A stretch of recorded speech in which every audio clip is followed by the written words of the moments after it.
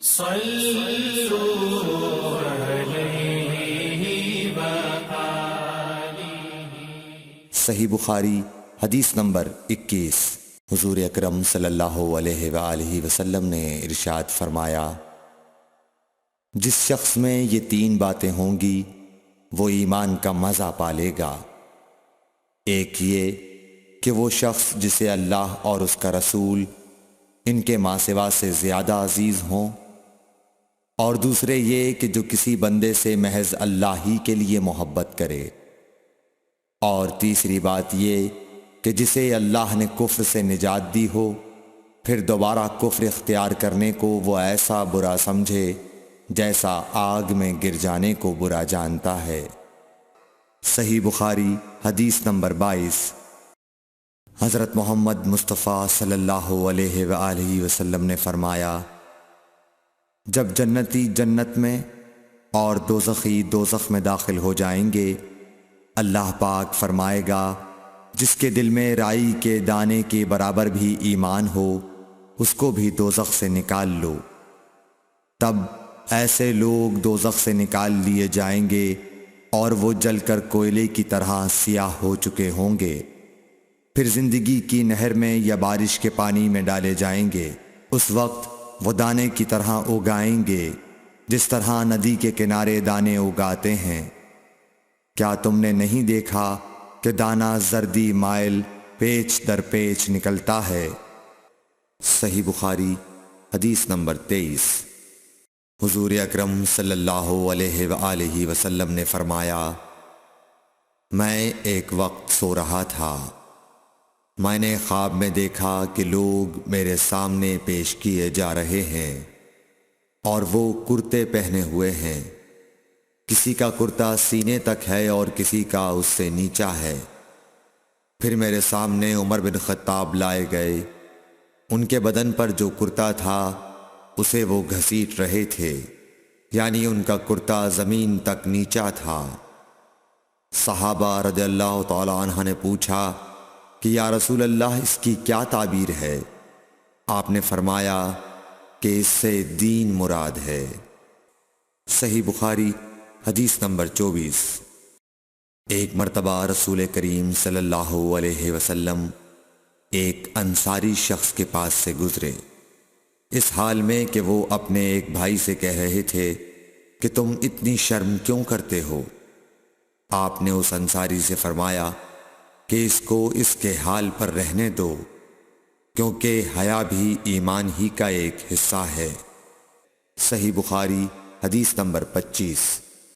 رسول اللہ صلی اللہ علیہ وسلم نے فرمایا، مجھے اللہ کی طرف سے حکم دیا گیا ہے کہ لوگوں سے جنگ کروں اس وقت تک کہ وہ اس بات کا اقرار کر لیں کہ اللہ کے سوا کوئی معبود نہیں ہے، اور یہ کہ محمد صلی اللہ علیہ وسلم اللہ کے سچے رسول ہیں، اور نماز ادا کرنے لگیں اور زکوٰۃ دیں۔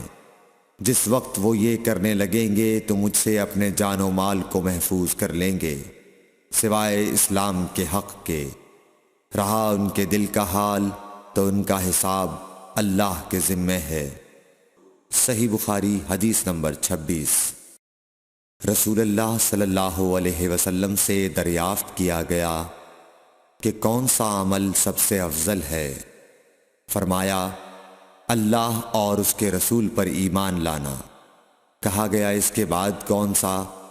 آپ نے فرمایا کہ اللہ کی راہ میں جہاد کرنا۔ کہا گیا پھر کیا ہے؟ آپ نے فرمایا حج مبرور۔ صحیح بخاری حدیث نمبر 27۔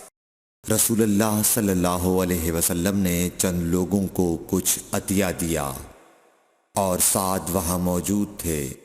وہ کہتے ہیں کہ رسول اللہ صلی اللہ علیہ وسلم نے ان میں سے ایک شخص کو کچھ نہ دیا، حالانکہ وہ ان میں مجھے سب سے زیادہ پسند تھا۔ میں نے کہا حضور، آپ نے فلاں کو کچھ نہ دیا، میں اسے مومن گمان کرتا ہوں۔ آپ نے فرمایا مومن یا مسلمان؟ میں تھوڑی دیر چپ رہ کر پھر پہلی بات دہرانے لگا۔ حضور صلی اللہ علیہ وسلم نے بھی دوبارہ وہی جواب دیا۔ پھر آپ نے فرمایا کہ اے سعد، باوجود یہ کہ ایک شخص مجھے زیادہ عزیز ہے، پھر بھی میں اسے نظر انداز کر کے کسی اور دوسرے کو اس خوف کی وجہ سے یہ مال دیتا ہوں کہ وہ اپنی کمزوری کی وجہ سے اسلام سے پھر جائے اور اللہ اسے آگ میں اوندھا ڈال دے۔ صحیح بخاری حدیث نمبر 28۔ ایک آدمی نے رسول اللہ صلی اللہ علیہ وسلم سے پوچھا، کون سا اسلام بہتر ہے؟ آپ صلی اللہ علیہ وسلم نے فرمایا کہ تو کھانا کھلائے اور ہر شخص کو سلام کرے، خواہ اس کو تو جانتا ہو یا نہ جانتا ہو۔ صحیح بخاری حدیث نمبر 29۔ حضرت صلی اللہ علیہ وسلم نے فرمایا، مجھے دوزخ دکھلائی گئی تو اس میں زیادہ تر عورتیں تھیں جو کفر کرتی ہیں۔ کہا گیا، حضور کیا وہ اللہ کے ساتھ کفر کرتی ہیں؟ آپ صلی اللہ علیہ وسلم نے فرمایا کہ خاوند کی ناشکری کرتی ہیں اور احسان کی ناشکری کرتی ہیں۔ اگر تم عمر بھر ان میں سے کسی کے ساتھ احسان کرتے رہو، پھر تمہاری طرف سے کبھی کوئی ان کے خیال میں ناگواری کی بات ہو جائے تو فوراً کہہ اٹھے گی کہ میں نے کبھی بھی تجھ سے کوئی بھلائی نہیں دیکھی۔ صحیح بخاری حدیث نمبر 30۔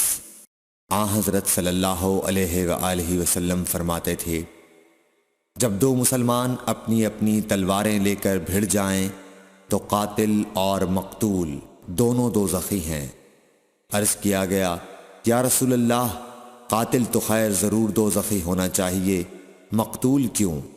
فرمایا، وہ بھی اپنے ساتھی کو مار ڈالنے کی حرص رکھتا تھا، موقع پاتا تو وہ اسے ضرور قتل کر دیتا، دل کے عزم صمیم پر وہ دوزخی ہوا۔ Thanks for watching. Don't forget to like, comment, share and subscribe to